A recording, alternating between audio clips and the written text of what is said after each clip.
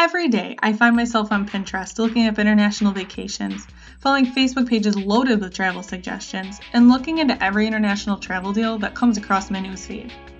As soon as the academic calendar is released for the year, I'm online looking at what deals I can find for us to get out of the country whenever I have a break from school.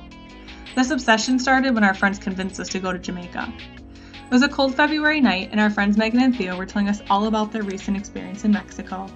They explained to us how they'd never been out of the country prior, but they were just dying to go again.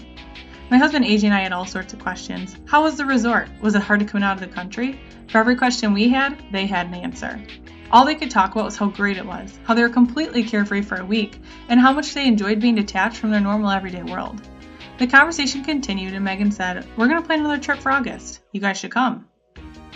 At first, we were iffy. Would it be too expensive? Could we find someone to watch our dogs for an entire week? Where would we go? As the night went on, we began researching different resorts in different countries and finally decided that we were going to plan a trip to Jamaica. The next day, we went to our local travel agency and they got us set up with a resort, flights, and even a list of things to see and do on our trip.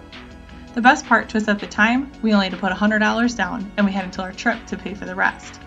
The months thereafter seemed to drag on as I watched my countdown slowly drop days. Mid-August and the time was finally here. It was the morning of our trip, and although I was super excited, I was also super nervous. We got to the airport and were rushed through check-in and TSA lines before we finally got to our gate. The plane ride seemed to take forever, but then finally we landed in Montego Bay, Jamaica. We got off of the airplane and were immediately greeted by two men from our resort who rushed us to a VIP section and provided us complimentary food and drinks. Shortly after, a bus arrived to take us to our resort. When we got off the bus, we were immediately greeted by staff who brought us rum slushies with little umbrellas in them. We gave them our names, and before we knew it, they were taking our bags for us and showing us the way to our rooms. From the moment we set foot on the resort, I feel like our week just flew by. Everywhere we went, people were handing us drinks, inviting us to take part in some fun event. We spent time at the beach, in the 3 pools, and exploring our resort. On top of what our resort had to offer, we went on 2 excursions. The first one was ziplining through the forest on 15 different zip lines. The second excursion was a horseback ride through some of the area where many Americans built vacation homes.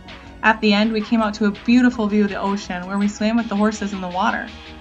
From morning until night, we always had something to do and had staff surrounding us who were constantly making sure we were absolutely satisfied with our stay.